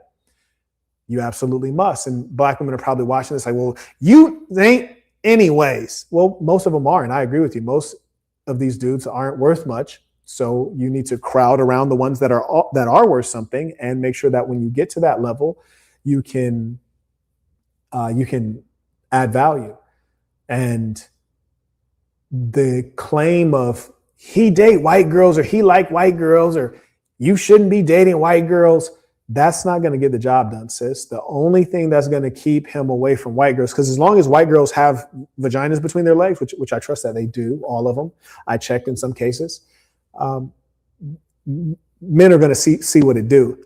So the only reason you are going to be able to keep a man or get a man or prevent him from going over to that side is to perform. And that does not consist of complaining or deriding the white woman. You have to perform. You have to stop being a gold digger. You have to stop being so transactional. You have to be willing to contribute. And the funny thing with black women too, and I have to put this out there, is so many of them come from poverty. So many of them didn't have their father, but their standards are so high. And I'm just like, damn, you expect me to do things that your father didn't do for you? You expect me to do things that your father didn't do for your mother? Where'd you get these standards from? Like, you expect me to pay for all this stuff? Like, where's your dad at? Like, why do I have to pay your rent? If you can't pay your rent, your dad doesn't want to pay your rent? Hasn't he known you your whole life? So black women have to, and this is why I try to write down so many of the standards and just like spread it across the earth so that we can have realistic expectations when we engage one another. Because women will say, oh, well, I expect a man to court me. Well, that was a thing in the past. But remember this, in the past, when men had to go all out of their way to court a woman, those women were virgins. Are you a virgin? Women wear white at their wedding day to symbolize purity. Most of them should be wearing gray or black because they're not pure at all. None of them. Most of them shouldn't even be getting married. Like, they shouldn't even have a wedding day. And if they did, they shouldn't be wearing white because that's a lie. So what they want is they want to benefit from the old rules, but they don't want any of the accountability from the old rules. The accountability of being a virgin, the accountability of being a woman who stays at home most of the time, the accountability of being subject to your man, even if he raises a hand to you, and not taking your personal business, your family business outside of the home. They don't want to abide by the old rules, because in the old rules, you're gonna get this work. So they want to abide by the parts of the old rules that benefit them instead of the whole code of conduct. And that's a part of the deceptive, narcissistic nature of the female, which is inherent. And there's levels. And your goal is to find a woman that ranks low in narcissism, high in being caring, low in deception, high in cooking skills, willingness to clean, and high in being able to listen and take feedback. Come on now. Shout to Pug Dad. It's been a while since I saw you, bro. He writes, any chance you and Coach Greg Adams can link up again? I doubt if you have the same issues. I doubt if you have the same issues you came across with FNF. You are two of my top content creators, maybe a Vegas thing, piece of things. You know what? Shout to the coach. We did link up a while back, and we have a good relationship as far as I know. Now, shout out to the coach, my bald head brother, wise gentleman. I invited Coach on my show, and if he wants to invite me on his show, I'd be more than happy to show up. And that's kind of how things generally work. At least for me, I always think of it as like for like, kind of go back and forth with things. So I made the first reach out to him, invited him on my show, hosted him, so took him out to dinner. So I think I'll just yield to him on that one. Now back to this white woman. Point this one out. Y'all get with a white man for his money. Be bold with it. Yeah, they do. They brag about it. There's a whole woman viral on Facebook and TikTok because she's with this white man and she's literally clearly stating this. She got with him for her. She was shaking ass before she got with him, and now she's with him. And I feel bad for him. It's like boo boo. I don't feel bad for him though. Okay, that's how you want to live. The reason why black women get with white men and the reason why white women get with black men is different. We get with men to love them and we help build them. Y'all get with white men to take from them and have a success that you never earned. Damn. Yeah, I'm gonna need some replies to this one. Look here, sis. Y'all got to speak up on this one. Now, don't just swipe through this one. Now, I need some responses. And let me point. What she's saying is so powerful. And if it was completely ludicrous, I wouldn't be reacting to this. If it was completely ludicrous and baseless, you wouldn't have 1,242 replies to it. If it was completely ludicrous, just the response rate alone lets you know that she was saying something valid. And this was only posted this before I went for my workout. So she's saying something valid for sure. Now let's take a look at what people have responded. This fella writes, let me make sure this is enlarged so that you guys can see it. This fella writes, oh yeah, and by the way, if there's any ladies who want to come on, send your $3 via Venmo, and you can come on, express your perspective on this. And I think a woman's perspective is very valuable here. He writes, I think black women are more aggressive and talk about using men. White women are more quiet about it. And I think that's a good point, which is to say women use men, full stop. Oh yeah, absolutely. Women use men, generally speaking. But yes, black women are shameless about it, very tacky and low class about it. And it's really an embarrassment to all of us black people, the way they talk about it like that. It's really sick and sad. So I agree. And apparently a lot of other people agree because there's 510 likes on that, which is to say women broadly use men, black women brag about it, which is really devious when you think about bragging about doing something bad. It just shows that you're a real dirtbag, doesn't it? Fellow writes, that's sometimes worse when they don't even have anything to say for themselves. This is a woman who believes herself to be black right here. She writes, a white woman talking down. And see, this is the important thing to understand. I really want you guys to understand this piece. So she writes, a white woman talking down on black women.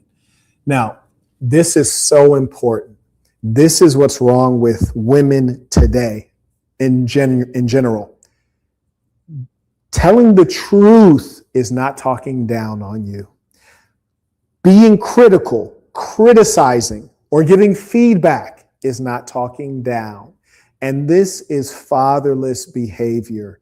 Because if you weren't raised around a real man, I shouldn't even say fatherless. This is behavior that results from not being around a masculine man. You were never disciplined. And so if you were never disciplined, when you receive discipline or feedback, then it seems like punishment from a female mind that has not been developed with a masculine balance to it, with a masculine externality balancing that inherent female emotionalism.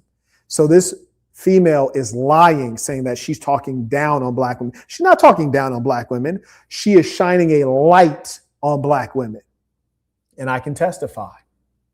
And that this woman writing this comment, dirtbag, total dirtbag. And I'll show you in a second. A white woman talking down on black women from the black women whom the black man came from is insane. I think there should be a period there. Also, yeah, that should be a period. There should be a capital. Also, comma, switching up verbiage referring to a black woman as boo-boo. I'm not sure at that time she was referring to a black woman, but who cares? Anyways, I love y'all black women and men. Now, the question is, you love black men and women. Do you have a black man whom you're with and you are honoring him and you've given him children? We'll take a look. We should be able to tell from your profile. Don't continue to let others get in between us loving each other. That's a good message, except this woman's not getting in between you. Black woman in that comment was accusing the white woman of trying to come in between the black woman and the black man. And this is what I told you earlier about women and their ruthless competition with each other. They don't want to see another woman do better than them, especially with regards to men, because women mostly view themselves as sex objects. And if she would heed the words of the white woman, she'd probably come closer to the black man, because the extractive nature that these black women exercise upon white men, they also will exercise upon black men. They target the white man because he's more financially empowered. So he's a better target of extraction, but her nature and her skill set is still going to be utilized against the black men as well. And when the white woman says, we go in there because we love the black man, the one we're dealing with, I tend to think that that has some level of authenticity. And the reason that I say that is because you're going against a level of social norms. You're dating outside of your race. You're going to receive some level of sanction from whites in your family and in the society. So you're going against that when you don't have to. So there has to be some driving force. It's obviously not money in most cases. And the black man generally is the most downtrodden, if not viewed as the most downtrodden in the society. So you probably have significant level of emotions and driving force, especially if you're an attractive white woman dating a black man who's like an everyday guy, especially in that case. So I tend to think that that's factual, that they're dealing with these guys because they love them or they're interested in them truly. I don't think that the claims of black women hold up. I'll tell you what, let's be real here. A black woman saying that white women fetishize black men is the same as white guys on the internet calling chicks mud sharks when they date black men. It's just a strategy. It's a survival and protectionist strategy for the less desired counterpart of a given race to try to give social sanction so that their counterpart doesn't go and seek a better option than them. That's essentially what that is. I acknowledge Carter came in supporting the work via Venmo. Shout out to Teddy with the first baller alert. Teddy's a baller. First baller alert. He comes in at the $100 level on Venmo. He writes, peace to the saints. Just like the divester who was found unalive, who talked bad about black men and was bragging about her white zaddy and her soft life era. The guy in the pic looked like a damn psychopath. You know what? I saw that. And I even saw it said that black men were celebrating it. And I don't know if celebration is necessary. You might chuckle at a thing like that. I don't know if celebration is necessary. But what these women don't realize is that, though women talk of love and they talk of romance, it's mostly a strategy to extract from the man. Men actually feel the love. Women will talk of the love, they'll talk of the romance, but men feel it. Like, we actually want to love a woman. And there's some of us who are, kind of hopeless, like these guys who pay to play with women. I don't understand that. Like me, I can't really enjoy the woman unless the love is there. That's just me though.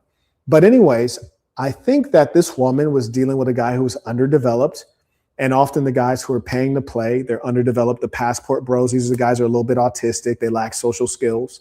And they think that going abroad where their dollar goes farther is going to get them a woman, and you can't buy love. And in the absence of buying love, you're ending up with this being who is a bloodsucker and a parasite, and you're trying to pull love out, but it's like squeezing blood from a stone. And what happens is that in your disappointment, and then she starts, revealing more of her attitude to you, more of that negativity. And then bro snapped. I'm not surprised at all. So this is a Black woman who wants to talk about white women coming in between Black love. Then you might ask yourself, well, what kind of Black woman is this? Is this a worthwhile Black woman? And I think it's worth taking a look at her because, frankly, there's certain things that are red flags, and I'm willing to point them out. So here we go. Just got waxed. So this cat, I'm assuming, refers to her getting her cat waxed. That's not appropriate conversation in general. Okay. I don't mind the braids. That's cool. We could work with that. But then you had to put on those eyelashes, major turnoff. Yeah. Anyways, carrying on. So there's that. I say that to say that her with this negative comment, she's not even a woman that anyone should want. Huh?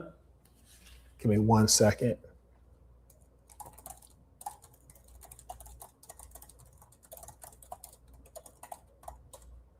And send in your comments, questions, size, tuition right now.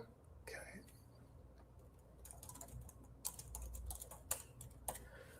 Carrying on. And I think it's really worth seeing how people reacted to this. And you'll also see a noticeable absence of Black women in the chat. Gentleman writes, she's completely correct. And I am a Black woman. There's so many of us that are just selfish. Oh, wow. She keeping it a bean out here. Let's see. And now the white man took her out. He's talking about that news that someone else had mentioned. Individual writes, based off of U.S. history, this seems accurate. Oh, I agree. Person writes, no lies detected. Individual writes, white women get with Black men out of lust. Now, this is a very fascinating take, and it's very common as well. I'm not saying it's inaccurate. I think there's definitely a lot of white women that are chasing the soul pole, but I think that makes sense. Marquette, what do you mean it makes sense? And mind you, I don't like promiscuous women. I don't like sexually driven women at all. Major turnoff for me. But human beings are animals, and our purpose, one of our purpose, is to procreate. Being attracted to one another is a core thing in romance. That's what makes the relationship not platonic. That's what makes it not a friendship. So it's a requirement that you're attracted. So the idea that Black men are more attractive or that white women are more attracted to Black men, I don't find that to be a mark in the negative column. I think it's a strange argument to make as though it's like some bad thing that they're sexually attracted to Black men. Like, you're supposed to be like, when I walk out and if I decide to talk to a woman, you better believe that I'm attracted to her in that way. There have been some women that have approached me and they're engaging me, or even women that I might end up talking to. And then I remember, like, oh, I don't even want to sleep with this woman. Nice to meet you. Nice to meet you.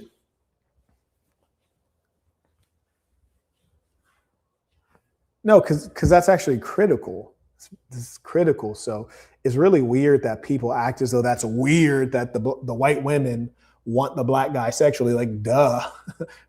It's necessary. It's important. Makes no sense. Anyways, white women get with Black men out of lust, not love, or to build them up. Shout out to this brother. He's really trying to hold down his sisters. Number one, it may start of lust, and I think the love will probably come. And I think the nature of many of them is to build, based on my experience. And I've had women of all races come at me out of lust, and I have no problem with that. I just don't like dealing with women who have high sex drive or are sexually focused. And unfortunately, it's too many of them. They've been exposed to too much. He writes, Black women don't care about white men, and when they do, it's only for his privileges. Okay. I'm curious to see what people said back to Lil Buddy. This person writes, so black women don't lust over white dudes? Yikes. I don't think they do. I must concede I've never heard black women like having conversations about white men being attractive, respectfully. This is not to suggest that there are not attractive white men. This is just to say I've never heard like a real conversation between black women about such. Frequent writes, typically black women lust over what's in white men's pockets versus in their pants. The brother is saying white women lust over us because of their infatuation of being with a black man physically. That's been going on since slavery, nothing new. Yeah, I think that's about right. I don't think there's anything wrong with that. Okay. Not such an engaging conversation there to me. This person writes, that's a black woman's entire life goal. Sleep with a man for money. That's all they talk about. Like low key, if you listen to their music, that's kind of true. I'm not going to lie to you. Like one major red flag, if I hear a chick listening to any female rapper, it's a red flag. And women should not rap ever again. I have not heard a good female rapper since Lauryn Hill. Lauryn Hill was spitting some real rap, but every other female rapper is like, first off, their voice, for some reason, they feel like they got to sound like a dude. Meg Thee Stallion feels like she needs to sound like a dude. So here she is in this deep, gravelly voice, like, yeah, and if you don't eat my butt and make me nut, and I'm trying to make a come up. It's like all it is about perversion and money. It's perversion, money. That's it. And I even find it disgusting when you see a lot of these white females on social media are dancing or reacting or voicing these grotesque lyrics, like Taliban time in the realest of ways. But I agree with Brody right here. He writes, that's a black woman's entire life goal. Sleep with a man for money. That's all they talk about. This is a fact.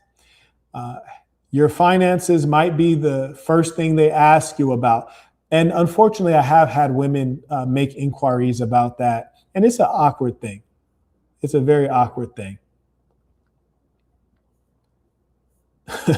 Bro, hit us with the meme. Ja writes, she is trying to hit a point. However, even when research is cited, a lot of it reflects socially constructed. Okay, that's sounding kind of liberal. I'm going to just skip that right there. I don't feel like reading all that woman talk. Bernie writes, I see now we're going to have to be in their business more often because staying in black people's business seems to be a trend. No, I agree. They like to be in our business, but I wouldn't be surprised if baby has some black kids. And if you're a white person with black kids, well, then black is, in fact, at that point, your business. But also, I think that she's probably been attacked quite a bit by black women, and this may just be her reaction to such. Wouldn't be surprised at all. I remember one time, and I'll tell you, I was walking down the street in Baltimore, Maryland with a colleague. It was a colleague, gorgeous white woman, whom I did end up eventually taking down like a hitman. But at the time, she was just a colleague. And I'm walking down the street, and there's some black women in a beat-up-ass car. It was like an 87 Toyota hatchback. They're driving down the street, and then as they get by us, they slow down, roll down the window, they're like, sell out, and then drive off. I was like, God damn. And I was personally angered because I was like, I didn't even hit. Like, if I would have hit, I would have felt fine. Like, yep, sign me up. I'm selling out. But I didn't even hit. I was like, you accused an innocent man. And the crazy thing, too, is this white girl was also thick, too. So I was like, I know y'all hate this white girl. She's pretty and thick. Ooh, I know y'all hate her. Ooh-wee. I know y'all hate her because y'all can't beat her at anything. Oh, I know y'all hate this girl. Ooh, I know y'all hate her. Big mad. Point this one out. Oh, dang. Did I lose my place? I did. Let me get back down there. Yeah, they was big mad. There's nothing that makes black women more uncomfortable than a white woman who is naturally thick. Oh my God, that sends them over the edge because they just feel like they can't compete on nothing. Well, I don't even want to say that out loud. Just saying that out loud, I think like there's some black women downstairs waiting to take me out in the lobby. You dig? Yes, indeed. Bernie writes, I see now we're going to have, okay, read that one. Better ask all the NBA players, football players, Jeff Bezos, Bill Gates, Kevin Costner, just to name a few. It's women, period, no matter what the make or model. I agree there. Nicole, looks like this is a black woman. Let's see. Okay, there's Nicole. Looks like she has some kids.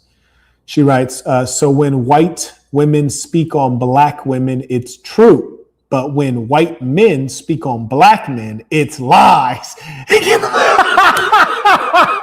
Yo, shout out to baby girl right there. I like how she did that.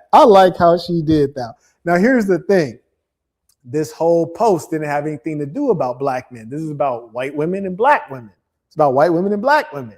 So I don't know why y'all got to start throwing this under the bus. We ain't had nothing to do with this post. It's a white woman chin checking you. This had nothing to do with black men.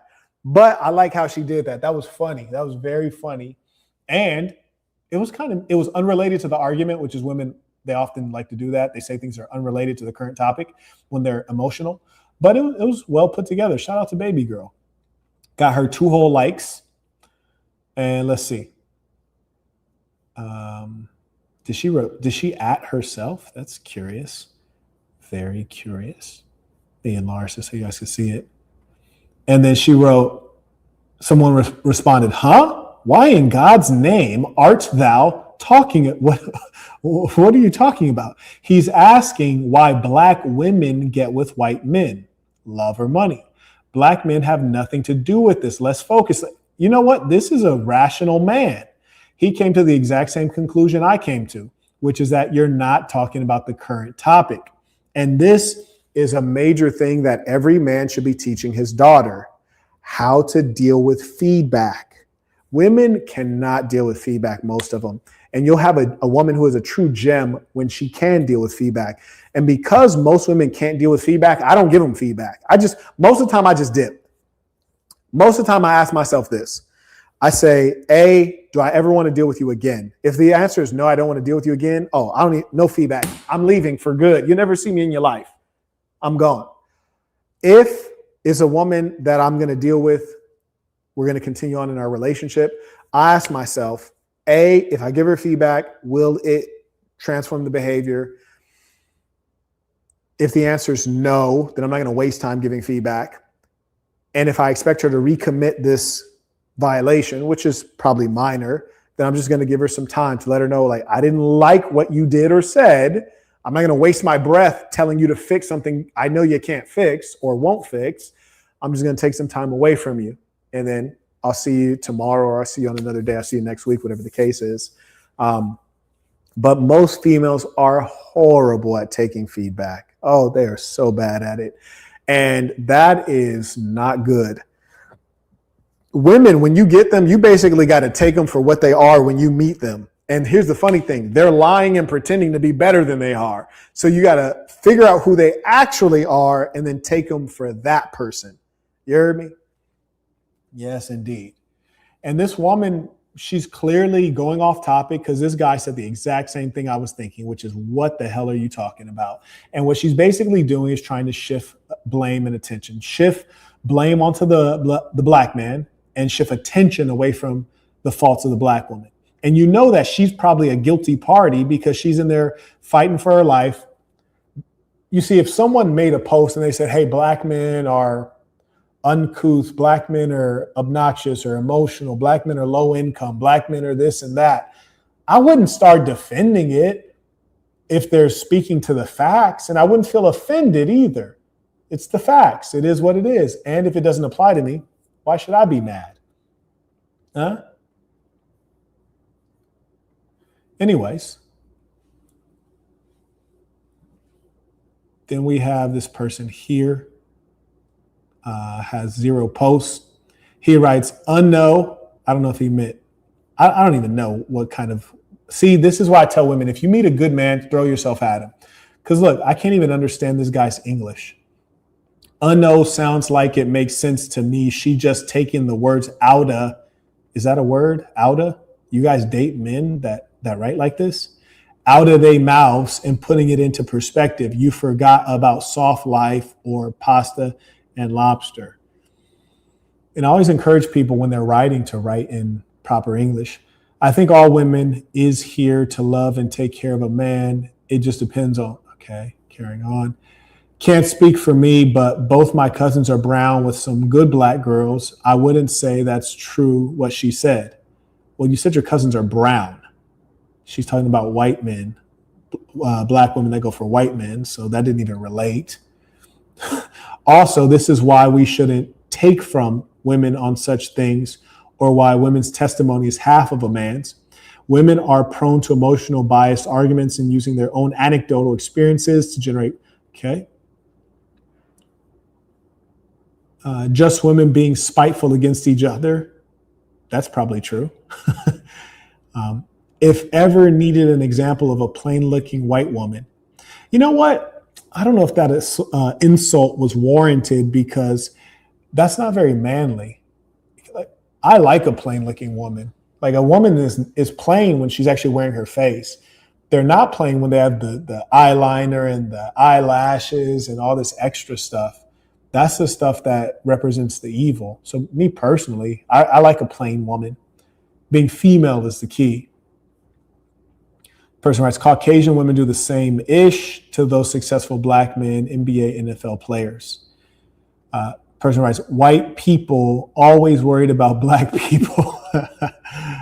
This woman writes, her vernacular is giving that she is with a black man, and clearly he has given her the perception that she is better than black women. Well, if that's the one he's with and you can hear kids in the background, then in his personal experience, she has been better than black women. And the permission to disrespect black women, I don't think she was being disrespectful. I think she was actually just speaking to the facts.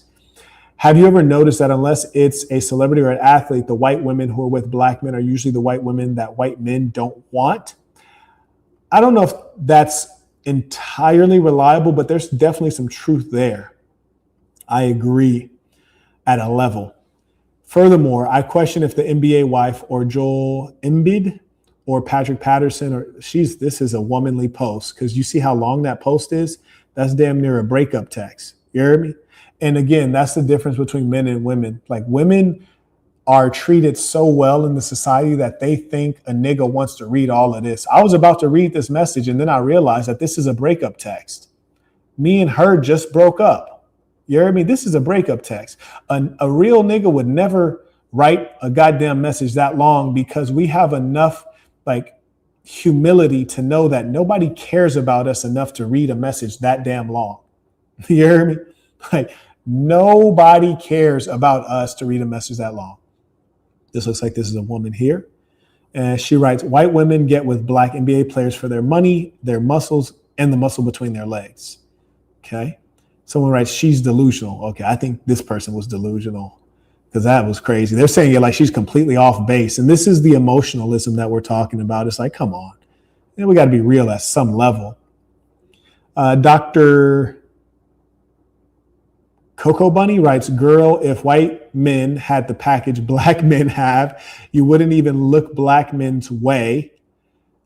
Okay, so this woman's talking about intercourse at her age. Okay, I'm just going to carry on. This person writes, white women are the ultimate diggers of gold. They are taught to take and not earn by their mom and dad. Okay, I don't know. This person, people are wild in these comments. I think I'm good on these comments here. And the sad thing is that we see a diversity of perspectives, which lets you know that the truth might be lost there. There's a little bit too much diversity. You tend to expect some level of diversity, but not that much. I think there's a lot of emotion in that comment section. I think that a lot of people who consider themselves to be pro-black, which is a beautiful thing, they're pro-black, and so they feel like they have to cover over the flaws or shortcomings of black people, which is fine. I have no criticism of that. But certainly I do believe that if we don't acknowledge things and make plans, I'm all about practical steps. If we don't make plans and execute on it, then we're not going to see any progress. And so as long as we're lying and claiming that black women are not admitted gold diggers, and you can even hear it in their music, they're always talking about an N-word with money. And even you hear the guys, they basically represent themselves as tricks. Until we can acknowledge that that's in the culture. We can't pull it out of the culture, and we can't thereby build strong families. Maybe the white women who get the black athletes are gold diggers, and they're clearly very talented gold diggers. But what they don't do is they don't express it and they don't flaunt it and thereby degrade the men while saying, hey, this is what we're really looking for. And that's a lesson that black women can take from white women. But I also, if it's true that the white woman is a gold digger and the black woman is a gold digger, then the black gold digger should ask the white gold digger, what are you doing that the higher level black man wants you? Because we both have the same body and the same physical or sexual abilities. What are you doing? What are you saying? How are you treating him that makes him opt for you instead of me? And I think that that's a very meaningful thought experiment for the black woman, because there's no doubt that there are shortcomings. And I say that with full love and respect for black women. And it's enough love to correct so that they can be better and they can build families instead of being lonely mothers, which so many of them are. And again, I always tell people, don't mention other content creators in my live chat. So we'll just remind people of that in case they forgot. If you feel like I should link up with another content creator, reach out to them, make it happen. If they have a significant following, we'll get it done. I'm always willing to engage with people who do good business and are honorable and straightforward. No problemo.